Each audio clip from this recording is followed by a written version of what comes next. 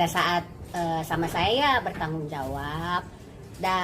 Tapi kan dari setiap orang itu kan tidak bisa kita samakan masalah kecocokan gitu ya. Waktu itu saya tidak bisa cocok sama karakternya, sama sifatnya, dan itu kan nggak bisa dipaksakan gitu. Kalau untuk saat ini mungkin Dewi lebih cocok, ya kita ikut bersyukur aja gitu aja. Waktu itu mungkin kalau boleh tahu penyebabnya apa sih sampai dia nggak sejalan gitu? Apa ya? Nggak cocok sih lah, pokoknya nggak cocok karena kita punya karakter yang berbeda, sifat yang berbeda, sikap yang berbeda, itu aja sih yang nggak ngerasa sejalan, itu aja. Resa, karakternya seperti apa sih dia? Karakternya apa ya, mungkin bisa dibilang karena dia orang Makassar ya, jadi agak keras gitu ya, agak keras. Ya mungkin bisa dibilang apa ya namanya, orang yang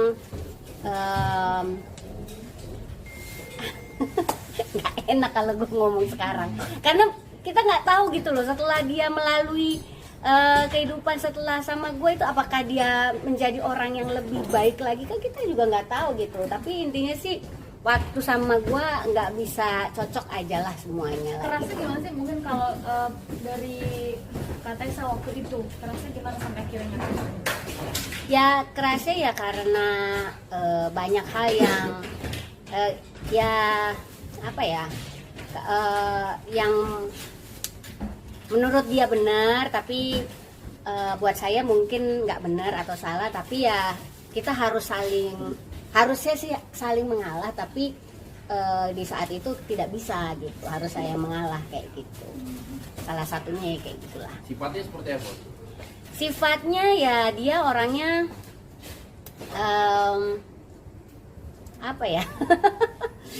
Sebenarnya sih dia orangnya baik gitu ya, tapi memang mungkin lebih berjiwa pemimpin kali ya, karena waktu itu juga apa sebenarnya sih dia itu kan tujuannya sebenarnya dulu juga bilangnya sebenarnya mau nikah sama saya kan, jadi kita mau serius gitu hubungannya. Jadi sebenarnya tuh apa ya, dia berusaha untuk memimpin saya dan anak-anak gitu. Nah disitulah yang sering kelihatan bahwa oh ya apa-apa harus ikut kata-kata dia yang kayak gitu. Jadi ya kita, karena kebetulan waktu itu juga saya berpikiran oke, kita mau ke arah lebih serius, jadi ya saya ikutin lah apa mau dia gitu. Itu tipe yang otoriter nggak sih atau gimana? Ya begitulah. Ya begitulah. Tapi bukan berarti bahwa apa yang terjadi sama saya itu akan terjadi juga sama yang lain kan. Karena memang itulah yang namanya kecocokan gitu. Mungkin ada yang bisa terima, ada yang enggak. Menurut saya waktu itu saya tidak bisa semakin cocok gitu. Kan biasanya kita menjalin hubungan makin lama makin cocok, makin nyaman. Nah itu kan baru yang namanya jodoh gitu. Makanya waktu itu sampai akhirnya kami putus gitu, nggak melanjutkan hubungan kami gitu.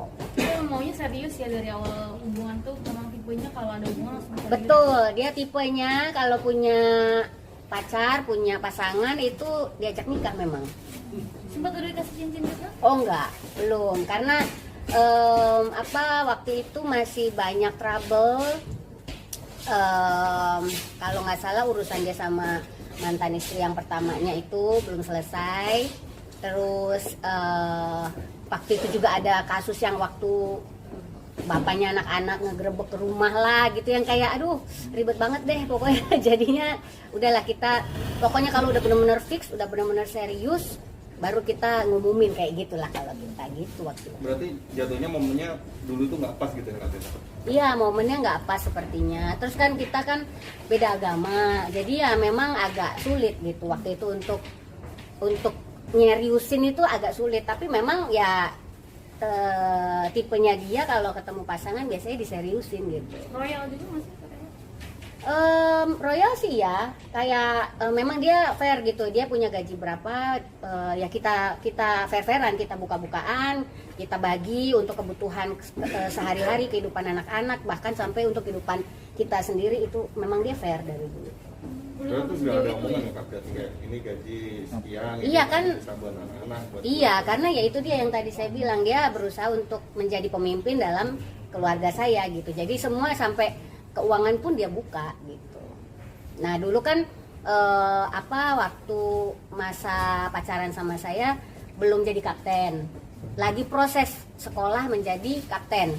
Jadi pada saat peresmian dia jadi kapten ya itu waktu sama saya gitu. Jadi kalau di bukunya dia pas ada peresmian apa namanya istilahnya sih kayak buku-buku foto-foto dia diangkat jadi kapten ya itu pasangannya sama saya. Pas momennya pas di situ. Tapi memang Mbak Tessa sendiri punya kriteria khusus nggak sih kalau pasangan? Ya sebenarnya saya pastinya ingin yang seiman, karena ya pengalaman dari yang tidak seiman juga ternyata memang sulit, meskipun banyak orang yang bilang kan bisa ke Bali, bisa nikah di luar negeri apa segala macam, tapi ternyata nggak semudah itu, karena jalan pikiran pun bisa beda-beda. Terus dia orang yang pasti bertanggung jawab, mapan, sayang sama saya dan juga anak-anak dan juga keluarga, dan yang pasti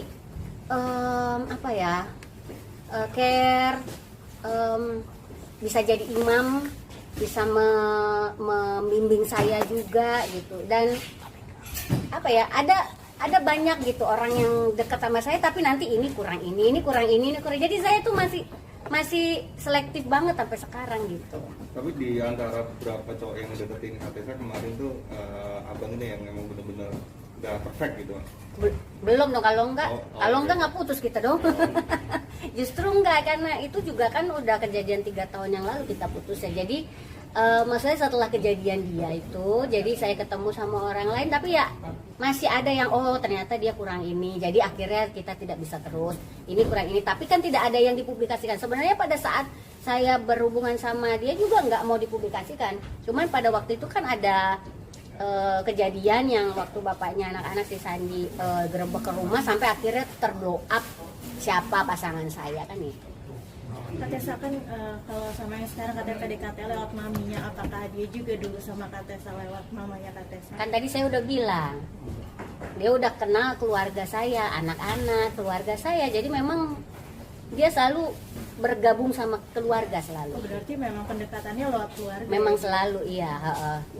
Dia karena ya beranggapan kalau dia mau serius sama orang ya memang dia harus ikut nyemplung di dalam keluarganya, memang begitu dari dulu memang. Tapi tipikalnya dulu orangnya fleksibel pas sama keluarga atau kayak gimana sih? Fleksibelnya sejauh apa nih? Kayak dia bisa menempatkan dirinya gitu pas lagi sama keluarga Kak Tessa gitu. Iya sih, bisa maksudnya ya kita sering tetap acara keluarga bareng, kayak kita makan bareng, kita nonton bareng, tetap bareng-bareng ada waktunya. Ya deket juga sama anak-anak, karena mereka saya juga kan berusaha bahwa mereka keluarga saya ini juga sebagai penentu siapa pasangan saya nanti gitu, jangan sampai saya kejadian lagi hal yang dulu gitu. Makanya saya pengen sekarang keluarga saya harus kenal dulu pasangan saya.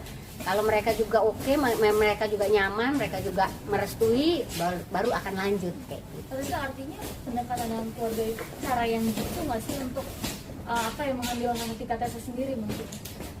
Sebenarnya iya, karena kan ya itu tadi saya tuh pengennya ngambil keputusan bukan saya sendiri lagi sekarang. Saya maunya bersama keluarga supaya saya bisa kalau saya yang nggak bisa lihat apa sifat buruknya dia, keluarga bisa gitu, jadi mereka bisa kasih tahu saya gitu. Sekarang yang saya pengen lakukan adalah seperti itu gitu. Untuk saya Tadi sempat bilang kan sama kakak aja dia udah bertanggung jawab gitu kan. Adanya berita yang kemarin tuh dia menelantarkan anak, percaya gak sih kak gitu? Aduh gimana ya, tanya aja langsung sama orangnya, saya bingung. Soalnya bukan begitu ya, sebenarnya gini, untuk ini kan sebenarnya waktu itu sudah pernah kejadian waktu saya ke blow up sama dia.